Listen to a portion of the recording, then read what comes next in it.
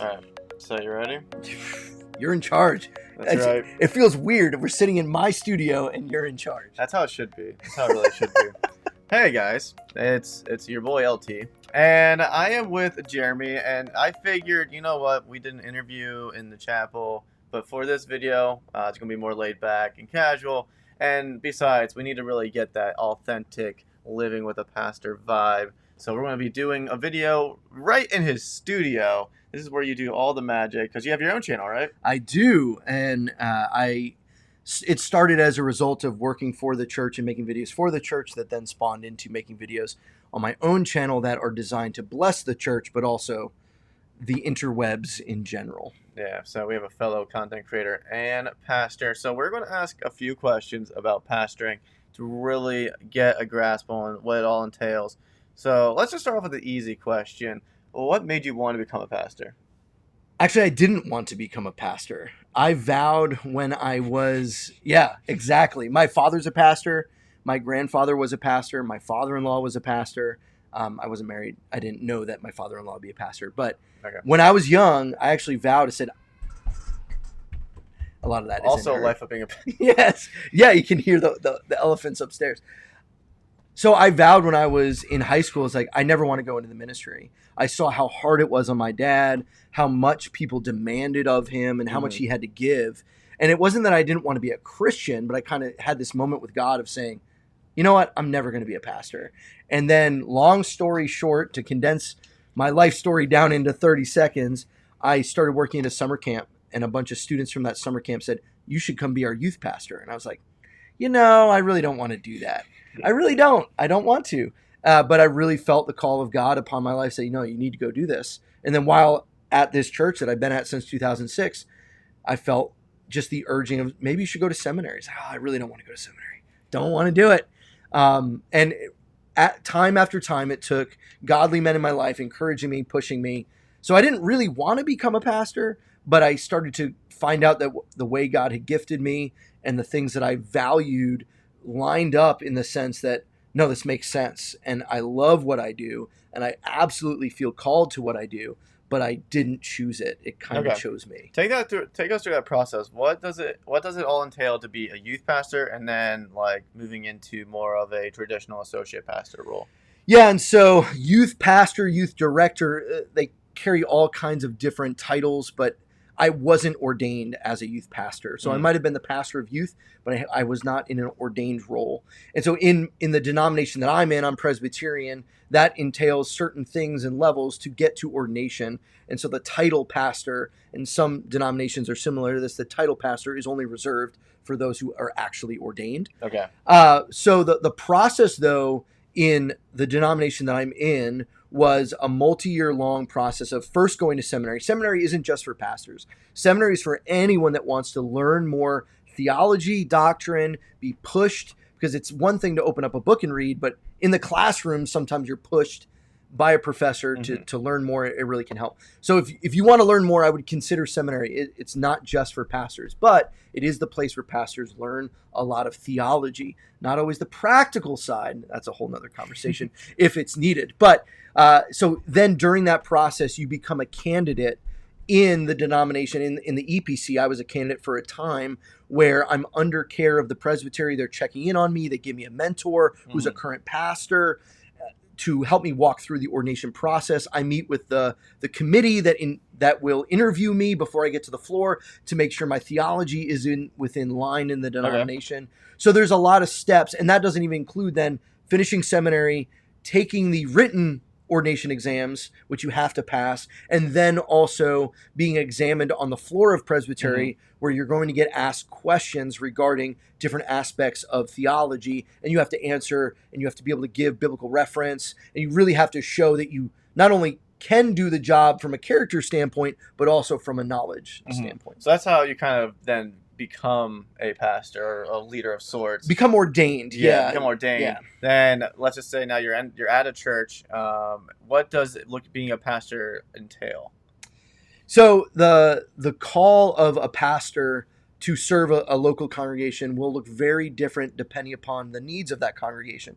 So you can have congregational care pastors who are very much focused on care of shut-ins, care of those who are in nursing homes and hospitals. You can have executive pastors who are very much on the administrative side, kind of overseeing the finances and all of the other projects that might go on. My role as an associate pastor is I'm on staff, and I mean, you could probably best describe my role as a family pastor. Some might see it that way, where I'm not the first chair. I'm the backup quarterback. It's good to be the backup quarterback. There's certain things that as the backup quarterback, I don't always have to deal with. But then there's other things that are in my wheelhouse that I will take on that the lead pastor, the senior pastor won't. And so ultimately, it's dependent upon what is needed in that congregation. But I would see, based on my terms of call and my job description, being I'm caring for people through discipleship, I'm leading classes, I'm doing online discipleship and putting information out there for people to take. I'm leading the volunteers and leaders in youth ministry and children's ministry. I'm coming alongside parents. I'm counseling. I'm doing weddings, baptisms, taking sacrament, or not taking sacrament, but leading communion and those types of things as well. So those are some of the things that entail. But then there's also the other in the job description of like what we just experienced, which was we got a phone call and said, help, a wedding's happening up at the church and there's a technical difficulty and I'm not supposed to necessarily be on for that wedding, but I'm also the technology guy at the church. I wonder, because I play with technology all day. So there's a lot of in between, but ultimately the main role, the main focus of a pastor, of any pastor, is to focus the people of God on the Word of God so that they can live out the Great Commission in their context. And so that's my calling, and it looks different in different scenarios, but that would be the overarching setting. Now, if I were to move to a different church and still have the associate pastor title, that could look completely different in that context. What do you enjoy most about what you do, and what would be the most challenging thing about what you do? I enjoy most about being with students, being with kids, being with parents, being with leaders. Like the relational side of ministry is really where I thrive. I can wake up every morning and do a Bible study with a bunch of people because I'm with people. I actually sometimes struggle waking up early and studying scripture on my own because my brain goes to mush. So the relational side of ministry is really what has kept me fresh in ministry. The administrative stuff, as we saw some of that too, is challenging. And I'm not the most organized person. You've seen that up front. If you've seen my office, that I spend more time here than my office, but I don't focus so much as organizational as I do the relational. And that's probably my flaw, is I need to spend more time. And it takes so much more energy of my time to organize than it does to build relationship, to disciple, to teach. Those are the things I love. I love preaching. I love teaching. I love doing those. I love visiting people. I love those things. Filling out financial receipts and those types of things are a little bit more tedious and important. They're very important, but not as. How when you go visit someone who's sick or something along those lines, how do you approach that sort of situation? Like I know that like the church I go to, my office, the pastors do that as well. I always kind of thought about it. I'm like, I wonder what that looks like. Like, what do you say? What do you do? Yeah, so there's a few ways to do that. The way that I've always come to that perspective is I have to, in my brain, in my mind, remind myself that as I'm walking into that room, I might be to that person a representative of God, but God has already been at work and moving in that room before I enter that space. I'm not somehow bringing a holiness with me into that space. My role is more to be like this holy detective to try and help the people there see how God is moving. But even before that, I would say the way our church is structured, even in our language of how we talk about things, we don't have anything called pastoral care in our church. Okay. Many churches do. They have even a pastor of pastoral care, meaning the pastor will come visit. The pastor will go do this. We have something called member care because we believe it's biblical to use deacons in the role that deacons in the first church were used in. And you heard some of that as Pastor Paul, who we whether you saw it on this pod or whatever, I don't know if it made the cut, but he talked about the role of deacons in the church and how that was kind of a drawback to those first apostles. Yeah. And how I think that when we talk about deacon ministry, it's so helpful when I'm the third person that's visited. Like, not just family that's gone and loved on them, but a random church member who heard their friend was in the hospital, or then a deacon who's brought flowers and the bulletin from that Sunday or whatever it might be. Sometimes I am the first. Sometimes I'm the first call and the person that's going. And my approach is what I already said, is that I'm going there knowing that Christ is already there and present. So I'm not, I actually have a really easy job. I just walk in and I try to be the hands and feet of what Christ is already doing. And what does that mean? That means praying. That means looking at scripture. That means listening as much as possible, particularly if it's a situation where someone has lost a loved one or something like that. So also, like, obviously when people think of pastors, they often think of sermons. When it comes to sermons, how, one, do you sort of prepare for that? And two, do you actually enjoy public speaking? Yeah. I love the process of preparing a sermon. It's not just knowledge. It's the coming together and the combination of the people. And I've had the blessing to be at the same place for 17 years. So I know when we go to church on Sunday, I know the people in the pews. They know me. They've seen me grow up in ministry, go from a 23-year-old kid out of college who didn't know very much to a 39-year-old dad who still doesn't know very much. But, and so I think that process is more about what is it that the people need to understand about this passage? How can I read the text and apply the text to them in a way that helps them understand more about what this text is saying and more about how they can live rightly. So even this week, we're going to be looking at a small section of the Matthew 24 and the Olivet Discourse, where that's a very challenging text to preach on. But even instead of taking the whole text, I'm just taking 3 verses. And some are going to go, well, are you pulling those out of context? Absolutely not. But I found that there's 3 verses here that there's so much depth that probably you could do a whole sermon series on these 3 verses that you have to sometimes slow down and balance the teaching with the preaching. And everyone has different processes of how that looks. For me, the way that I approach a sermon is, one, I'm blessed to not have to preach every week. I'm the second chair. No one has 52 good sermons in them. Not in a row.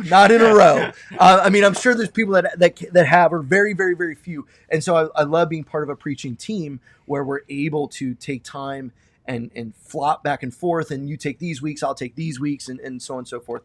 So my process will be a lot looking at the text, researching the text. I will spend a lot of time looking at the text before I go to commentaries. I'll outline it, and then I'll kind of give my ideas and write them down, and then I'll go to commentaries. After I've done that work, I'll go to confessions if they're bumping into any of the confessions, things like that. And luckily, we have the opportunity to see him preach this Sunday. So I came on a great weekend. It worked out. And how long does it take you to go through seminary so you can get to this position of being a pastor, to be able to help a church grow, help preach, all that stuff? Like, how long do you have to go through seminary? How long did that actually take you to get to that point? So it depends. It all depends upon what you do. There's some folks, like when I started, I was going part-time seminary, working full-time, and I would just take night classes. And I came to the church and I said, listen, this isn't working. I need to be able to go full-time. And the church let me go full-time to seminary while I was still working full-time. And so I started on the Moses plan because I'd be as old as Moses when I get out. And there's some that are on that plan, and God bless you if you're on that plan.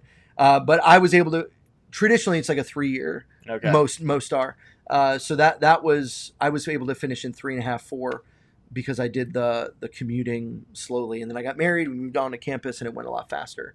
But usually it's that. But again, different seminary programs do differently. Different pastoral calls need different things. Like there's some pastors in our presbytery who haven't gone to seminary, but they're commissioned lay pastors. But they've been educated and they have this skill set. I mean, one of the pastors in our seminary, one of the pastors in our presbytery who's a church planner, like his call doesn't necessitate that he have all of this doctrine and theology.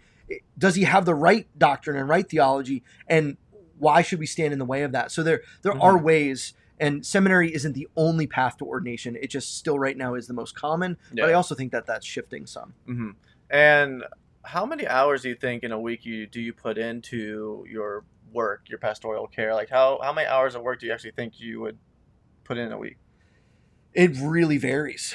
I mean, if you were to average it out, I try. One of the things I love so much about my church is my church values me as a person, as a husband, as a father. Mm-hmm. And they very much value the fact that my first call is to my family. Mm-hmm. And so they've given me space to be able to work from home and do those things. And so there's some weeks that, I mean, if we're on a missions trip and I take students somewhere, you know, I'm on 24/7. Yeah, I'm sleeping, but I'm still in charge. Someone wakes and then there's some weeks where, okay, there's a lot less that I've needed to do. Mm-hmm. Weeks that I am preaching, definitely a lot more time because it's not, the other weekly tasks don't go away. And so it can vary anywhere between 40 hours to 50, 60, 70 hours, depending upon, hey, was there a funeral? Was there a wedding? Was there counseling? Was there, did I have to go do this or that? And then some weeks in the summer, it could be less. Mm-hmm. And so luckily I'm not hourly, so I don't have to do a timesheet. And August is usually the slowest face-to-face, but the most preparation behind the scene as we've been now. And that's why he is able to have me here. Yes.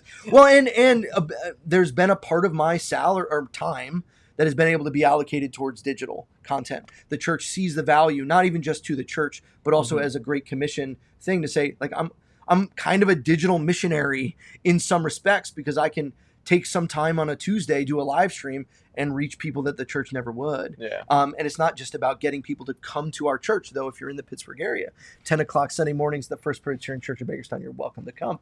But it's not about that. It's about building the kingdom. And our church has a very big kingdom mindset, not just get butts in our seats. And now, before we close this out, because I think I have only like one or two questions left, one of the biggest ones I would say is that oftentimes there's a stereotype of PK kids or pastor kids, either being one of two things where it's like they're goody two-shoes that will never do anything wrong, or B, they become rebels. And normally the reason why that is, at least, is because a lot of times kids will complain that if their dad's a pastor or whatever, that he's never home around. Ministry has taken up all his time. I've talked to a lot of people who have that issue. So how do you, as a pastor, find ways to have a healthy balance between pastoral care and your family? Because especially when it comes, like, obviously men can have a problem of being workaholics in general, no matter if they're a pastor or not. Sure. But when it comes to pastoral care, oftentimes you can justify it by saying, well, I'm doing God's work, or I'm doing ministry, I'm doing something that's a general good for society. It's not just like I'm making money and working. So you can kind of justify it in your head that I'm doing something for God. So how do you find ways to balance family and ministry? It was modeled really well for me, being a PK myself. My dad was present at everything. My dad brought me with him all the time. Mm-hmm. My dad was he's a pastor of a church that needs him. He's a solo pastor, and anyone who's a solo pastor knows the challenges that there's no one else for you to rely on in that role. And so it was modeled really well. I've failed at it in many different ways, but the way that the church, again, has, for my church in my context, for me personally, the freedom that I get with my schedule, knowing that if I'm not sitting in the office from 9 a.m. to 3 p.m. or whenever the office is open, that doesn't mean that ministry isn't happening. Also, the fact that my wife works full time, and so I love the fact that I get to be oftentimes the one who gets my kids up, the one who wakes them up, feeds them, gets them ready for school, and drops them off at school. And my youngest is only half day, so she's with me for half the day. And so what does that mean? She's coming into the office. We're going to lunch meetings. You heard a story recently about when I took my kids to a meeting, or I'll take them downtown when I have meetings downtown, or like, I want to involve my children in what I'm doing. The biggest challenge is I see my children a lot. The relationship between my wife and I is challenging with young kids and everything else and schedules. That it's hard to balance. But I've come and wrestled with, and the church knows that if there's a conflict and it's either me or my family, let me say it again. Yeah, that shouldn't be the conflict. The conflict should be either, is it my family or is it the church? They know I'm choosing the church. Okay. Freudian slip. Exposed. Yeah. We found out the truth. They found out the truth. They know whether it's rewind. He's picking the church every time. Yeah. The church knows if it's a decision between my family or the church that I am choosing my family. And that has come up time and time where there's been things I've had to say no to. And I can't do that. You saw today, there was a wedding happening up at the church that I could have been working at, but Friday, yesterday, when they needed the rehearsal, was my anniversary, and I wasn't going to take away from that. But I was fine having Dylan come, That's right. or fine having LT come and visit, because I value that friendship. So that's some of how I do it. Every pastor is different, but I would encourage those who are considering ministry or in ministry, like, make it a priority and make it known that it's a priority. Say it that it's a priority. Put it on the calendar and really guard that family time. There's times where it falls through and I do have to say to my family, hey, I have to go right now. But I've built up in the bank, like the storage of I'm here all the time, that when I do have to leave, it doesn't feel like, oh, here he goes again. Yeah. It more is, oh, dad actually has to go right now. So, yeah. All right. And before we close out, is there any final things you want to say or stereotypes or something of pastors that you want to address or anything like that? check in on your pastors. If you have a pastor, take them out to coffee. Just call them up and say, hey, let's go get coffee. Would love to hear how My you're pastor doing. doesn't like coffee, so. Take them out to lunch. Everyone has to eat, and pay for the lunch. Don't let it be a ministry thing. Let it be something where you support. It doesn't. The pastors oftentimes are lonely, and I think that they're more isolated than anyone else in the church because they don't get to worship and engage the community in the body of Christ in the same way that congregation members get to. And I think also sometimes there's this view of they don't necessarily have friends in the church. Like, there has to be boundaries. For sure. There's like, well, if the pastor tries to gets too personal, that can start creating problems. Yep. So they normally have to, at least the ones I'm familiar with who are pastors, they normally have friends outside of the church who are really close with. Yeah, and I've got colleagues outside the church. I've loved the Why Jesus Network. If you haven't followed that, go check Why Jesus Network. Connecting with some of the creators online in the online space has been really helpful to me because otherwise it's still just my own little version of Christian bubble. Mm-hmm. And we come from different traditions and different backgrounds and believe different things, but we can still be in community. So I think, but many pastors don't have that.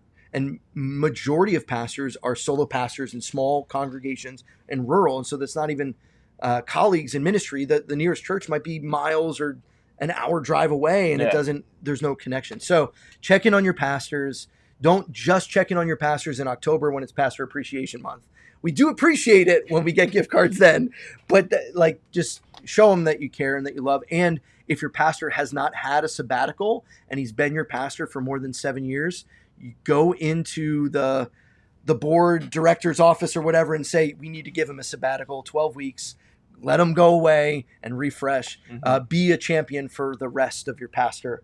And I think that would knock their socks off because more often than not, the questions or the emails are people that need something, not want to offer something. Yeah. And I think that's true. We're here to serve, but at the same time, it's so nice and welcomed when someone comes, no strings attached, and says, let's go do this. Or, hey, I've got an extra ticket to the Pirate game. You want to come with me? Like things like that, that pastors would jump at the chance of that. And don't necessarily look at it as just, I have to keep my pastor at arm's distance, but this is a spiritual health checking in on them. So that would be my plea to you, as a young pastor-ish, young-ish, not compared to you, but compared to other people. It's super helpful when people do that, and support me and my family and say, hey, how can we help you? How can we love you? All right. Yeah. So. All right. Thank you, Jeremy, for sharing. And of course, I'll have his links in the description below if you want to check out his content as well. Well, where are we headed right now? We are heading to another church. So there may or may not be another video to go check out after this one. We might need to do the big transition, as they say. The wipe. All right. Anyway, thank you, and go out there and light the world, all that good jazz. See ya.